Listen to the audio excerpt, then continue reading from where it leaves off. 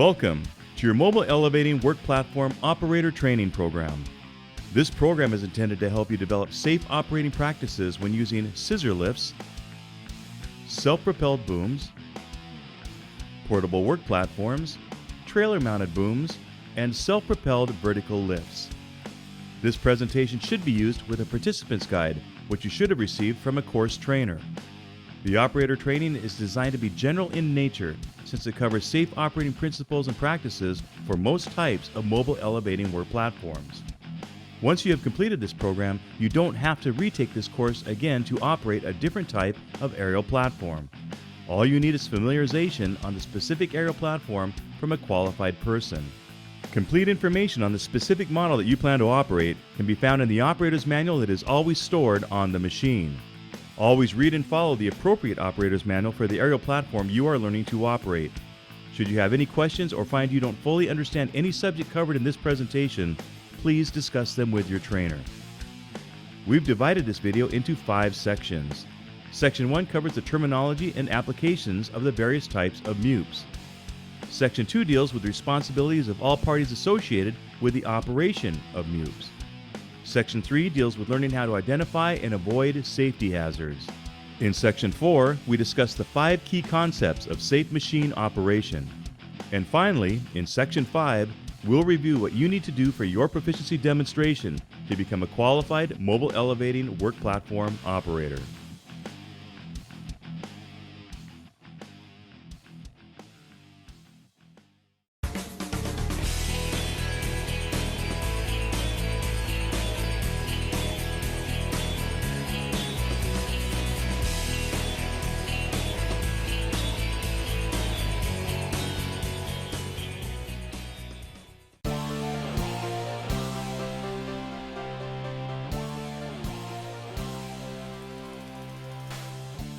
MEWP is an acronym for Mobile Elevating Work Platforms. MEWP classifications are made up of a combination of 2 key distinguishing descriptions: a MEWP group, which is determined by where the platform location is in reference to the tipping line, and a MEWP type, which is in reference to traveling. There are 2 groups of MEWPs, Group A and Group B. A Group A machine has a design that does not allow the main platform to extend beyond the tipping line. In other words, the platform does not go outside of the drive chassis envelope. A perfect example of a Group A machine would be a scissor lift. Conversely, a Group B machine has a design that allows the platform to extend beyond the tipping line. A great example of a Group B machine would be an articulating or telescopic boom. In addition, there are 3 types of MEWPs, types 1, 2, and 3. With a type 1 MEWP, traveling is allowed only with the machine in its stowed position. In a type 2 MEWP, traveling with the work platform in the elevated position is controlled from a point on the chassis. And finally, with a Type 3 MEWP, traveling with the work platform in the elevated travel position is controlled from a point on the work platform. There are 6 classifications of MEWPs, and training is required for each classification. However, since Type 2 MEWPs are relatively uncommon, this training program will focus only on Type 1 and Type 3 machines. Beginning with Type 1 MEWPs, whereby traveling is allowed only with the MEWP in the stowed position, a great example of a Type 1 Group A machine would be manually propelled vertical lifts. The platform never extends beyond the tipping line, and the machine is designed to only be moved with the platform in the stowed position. Type 1 Group A MEWPs are the least expensive and most basic personnel lifts. They are economical and easy to transport, and are often a good alternative to platform-controlled vertical lifts. They're compact. Most models can roll through single or double doorways. They can also go on some elevators depending on elevator load capacity. They're relatively lightweight, so they are ideal for use on floors that only support limited loads. Trailer-mounted booms are perfect examples of a Type 1 Group B machine. The platform is designed to extend beyond the tipping line, and the machine is designed to only be moved with the platform in the stowed position. Stationary boom mobile elevating work platforms combine the up and over access of an articulating boom with the convenience of a built-in trailer. They provide an excellent working envelope with the ability to reach up and over obstacles, allowing workers to perform tasks faster and more efficiently than smaller, manually propelled products at a significantly lower cost than that of a self-propelled boom. Now, let's move on to Type 3 MEWPs, whereby traveling with the platform in the elevated position is controlled from a point on the platform. A great example of a Type 3 Group A machine would be electric or rough terrain scissor lifts. The main platform never extends beyond the tipping line, and machine travel is controlled from the platform controls. Platform-controlled vertical mobile elevating work platforms offer outstanding maneuverability and productivity-enhancing features. They are self-propelled, and most models have the ability to drive while fully elevated. Common platform-controlled MEWPs include scissor lifts and single personnel lifts. They offer either 0-degree or high-angle turning radius for outstanding maneuverability in tight or congested job sites, and some are lightweight enough to fit in an elevator depending on the elevator load capacity. Some models are relatively lightweight, so they are ideal for use on floors that only support limited loads. Articulated and telescopic booms are perfect examples of a Type 3 Group B MEWP. The platform is designed to extend beyond the tipping line, and machine travel is controlled from the platform controls. Articulating Z-booms are aerial platforms with multiple boom sections that hinge or articulate, allowing the operator to gain access to work areas over obstacles and barriers. Also referred to as knuckle booms or up and over booms, these versatile products are perfect for tight access in hard-to-reach areas or when reaching over obstacles. Telescopic S-booms are aerial platforms with boom sections that extend telescopically. They're also commonly known as stick booms because of their straight appearance. Telescopic booms offer greater horizontal outreach than any other type of mobile elevating work platform.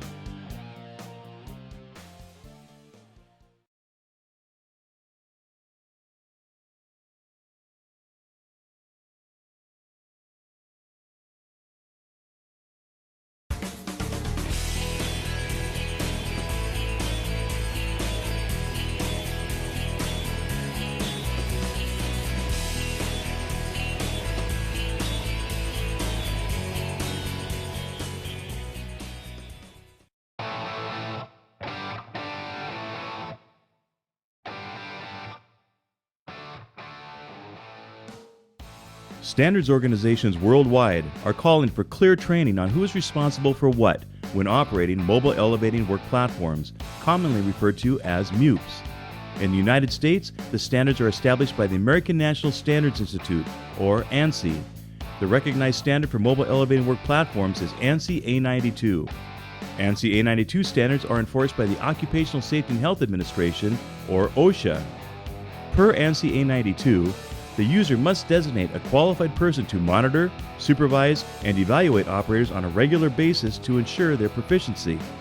Examples of situations when retraining would be necessary include, but are not limited to, expiration of the operator's valid training period as determined by the employer, deterioration of the operator's performance, the operator's extended period of time with no operation of a MEWP, the operator's introduction to new or significantly different MEWP technology, or the operator has been involved in an accident or near-miss incident with the MEWP.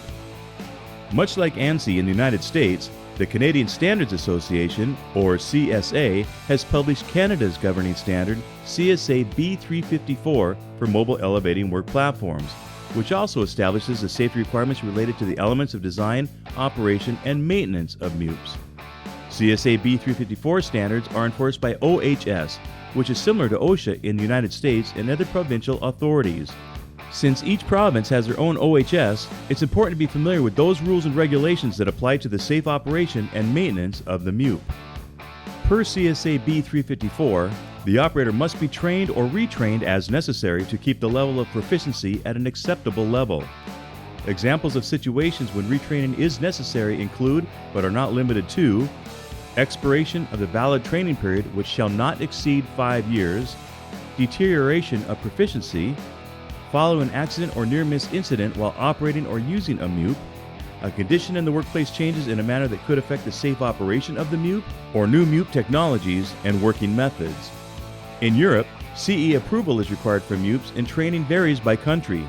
It is generally offered in compliance with national regulatory requirements. Each MEWP that is shipped within the United States and Canada is supplied with a copy of the Manual of Responsibilities, which details responsibilities of dealers, owners, users, operators, lessors, lessees, and brokers. The Manual of Responsibilities is taken directly from the applicable ANSI standard and instructs each of the entities of their obligation. To begin, manufacturers are responsible for designing equipment that meets these recognized standards. The manufacturer also has responsibility to provide operational and maintenance instructions and to identify potential hazards associated with operating or repairing the machine. The dealer, who may rent or sell aerial platforms, should make sure the machines they provide are properly maintained and ready for use. The dealer is also responsible for offering appropriate training and familiarization regarding proper machine operation and safety. The owner of the aerial platform could be the dealer in a rental situation, or may have the responsibility of a user if they are directing operators to operate an aerial platform. It is the owner's responsibility to make sure that the manufacturer's operators and any other safety manuals are in good condition and stored on the machine. And, just like a dealer, the owner must properly maintain the machine to the manufacturer's specifications. The owner should always ensure that any personnel that they direct or authorize to use an aerial platform have received appropriate training and familiarization. The user, by definition, is the person or persons who are in the position of directing operators to use aerial platforms in their work. Most commonly, this is the employer. Like an owner, the user must provide appropriate training and familiarization and make sure that the operators and safety manuals supplied by the manufacturer are in good condition and stored on the machine. The user must develop a safe use program specific to MEWPs, which must include a site risk assessment and proper selection of a suitable MEWP, as well as a written rescue plan that ensures that all occupants in the platform receive training that explains procedures to follow if they fall and await rescue or witness another worker's fall. The user is responsible for only allowing trained, qualified, and authorized personnel to operate an aerial platform. The user is responsible for designating a qualified person to monitor, supervise, and evaluate operators on a regular basis to ensure that they have the skills necessary to do the job safely. The operator is the person who actually performs work using a MEWP. It is the operator's responsibility to check that the operators and safety manuals are stored on the machine and are always read and understood before operation. The operator is responsible for operating the aerial platform within the limits of intended use as defined by the manufacturer in the operator's manual and job site and government regulations. This includes avoiding hazardous situations, performing a visual pre-operation inspection, performing comprehensive function tests prior to use, performing a workplace inspection, and only using the machine as the manufacturer intended. The operator is responsible for reporting any problems or malfunctions that occur before or during operation. And finally, the operator must ensure that all occupants in the platform have a basic level of knowledge to work safely on the MEWP. In addition to these important standards, operators are subject to specific local, regional, and national workplace rules and regulations.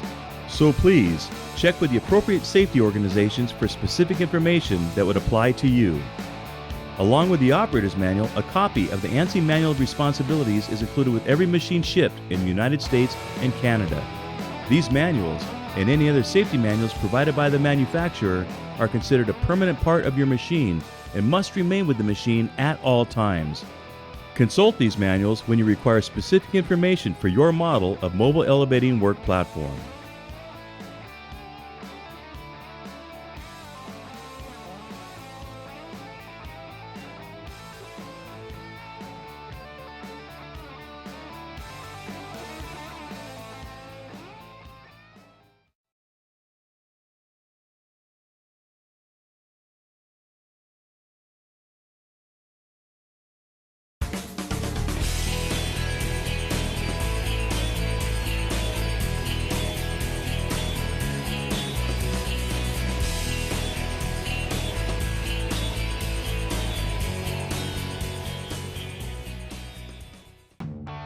Now that you know your responsibilities, you need to learn about hazards you may encounter while operating any type of mobile elevating work platform. The focus of this section is to help you learn how to identify hazards so you can protect yourself and others from injury in the workplace. We'll cover 4 categories of hazards that you need to understand and avoid.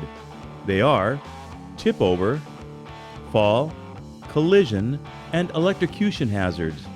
Common sense and planning are required to determine if your work activity will affect the lift capacity and stability of the machine. Here are some situations to think about and avoid. The machine must not be moved with the platform raised unless it is designed for this purpose. Pushing or pulling on objects outside of the platform. placing ladders or scaffolds against the machine,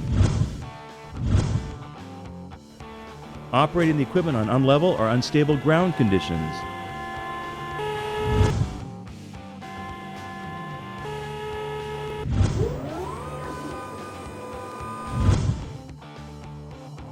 bad weather or windy conditions, unsafe numbers of people or too much weight in the platform. To avoid falling, don't sit, stand, or climb on the platform guardrails. Be sure to always lower the platform entry mid-rail or close the gate before operating. To avoid collisions, you should be aware of how and where the machine is moving. You must first perform a workplace inspection and identify and avoid ground and overhead obstructions. These machines are not electrically insulated. That means there is no protection for the operator, bystanders, or machine from electrical shock as a result of contact or unsafe proximity to power lines or any other electrical charge. Safety information about required clearance from power lines and other electrically charged devices can be found in the operator's manual and on safety signs on the machine. The operation of any mobile elevating work platform is subject to certain hazards that can be protected against only by the exercise of intelligence, care, and common sense, and not by mechanical means. It is essential that operation, maintenance, and service of aerial platforms is performed only by competent, careful people trained in the intended use, safe operation, maintenance, and service of this type of equipment. Also, be reminded you will find additional hazards listed in the operator's manual. Always read and understand these before operating the machine. There are also more resources on the machine in the form of safety and instructional decals. The safety decals have the safety markings of danger, warning, and caution. The green or blue instructional decals indicate operation or maintenance information. Remember, if you don't follow all safety instructions and exercise safe operating procedures, serious injury or even death could occur. So please, always follow the instructions that the manufacturer has set out for both safety rules and operating instructions.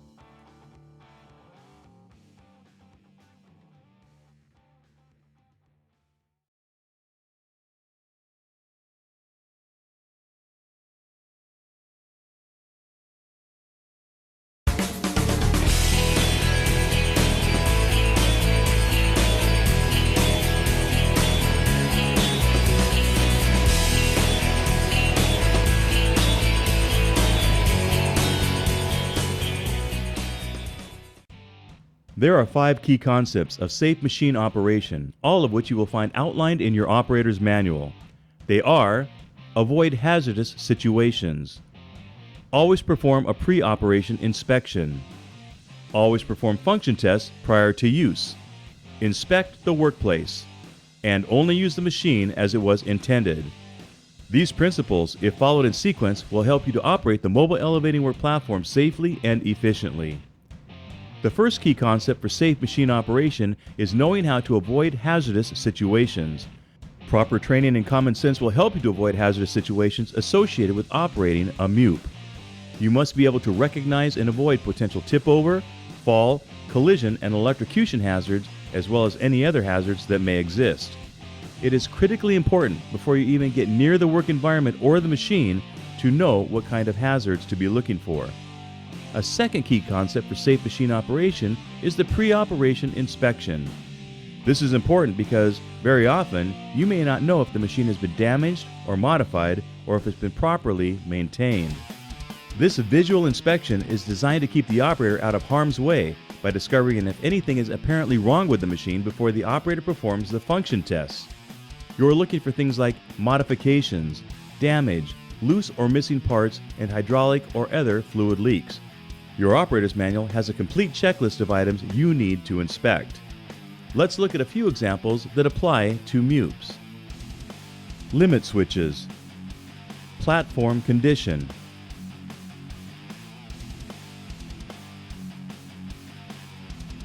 lift links, pins, and banjo bolts. swing bearing and rotator bolts, electrical components, hydraulic components, lift mechanism, battery condition, decals, and wheels and tires. If the machine checks out, you're ready to perform the function tests, our third key concept for safe machine operation. We do function tests to make sure that you can get up and down safely before you go into the work environment. We want to discover any damage, problems, or malfunctions before the machine is put into service. Of course, you have to get up in the air to do your work. But more importantly, if you have a health or safety issue and you need to get down or others need to bring you down, it is vital to verify that the machine is operating properly. Before you begin testing functions, select an area that is firm, level, and free of ground and overhead obstructions. Follow the function test sequence outlined in the operator's manual. If a machine fails a test, it must be removed from service, repaired, and re-inspected before it can be placed back into service. Let's take a look at a few examples of function tests that apply to MEWPs. Outrigger deployment.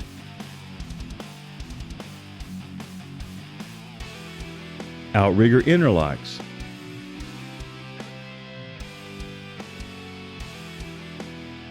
Emergency stop.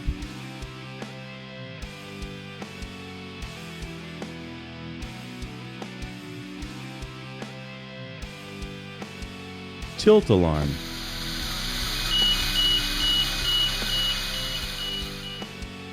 Lift function. And pothole mechanism deployment. The complete list of function tests is located in your operator's manual.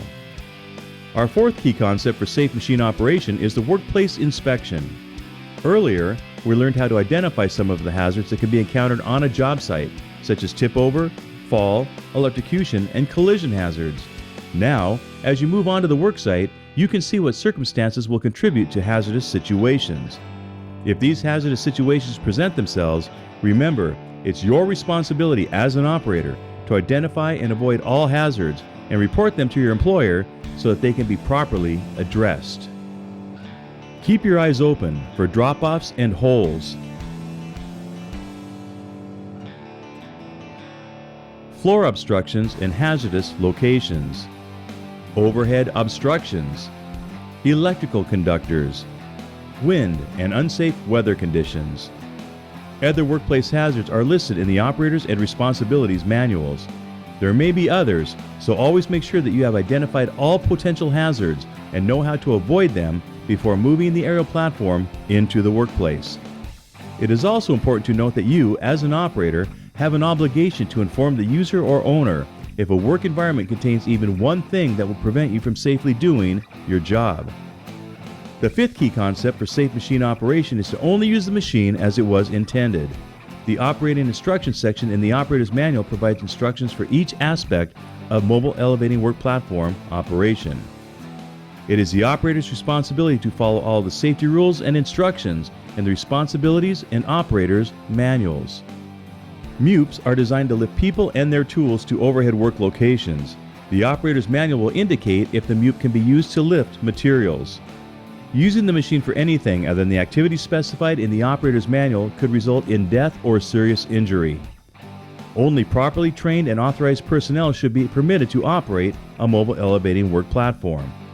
If more than one operator is expected to use the MEWP at different times in the same work shift, they must all be qualified operators and are expected to follow all safety rules and instructions in the Operators, Safety, and Responsibilities manuals. That means every new operator should perform a pre-operation inspection, function tests, and a workplace inspection prior to each work shift. Once you have successfully completed the participant's guide and the written test, you will almost be ready to operate a mobile elevating work platform. Read the operator's manual for the specific machine you wish to operate. Then you must operate the machine to demonstrate proficiency in front of a qualified person. Let's review the steps. First, read and understand your operator's manual. Be aware of hazards to look out for and avoid them. Perform a pre-operation inspection on the equipment.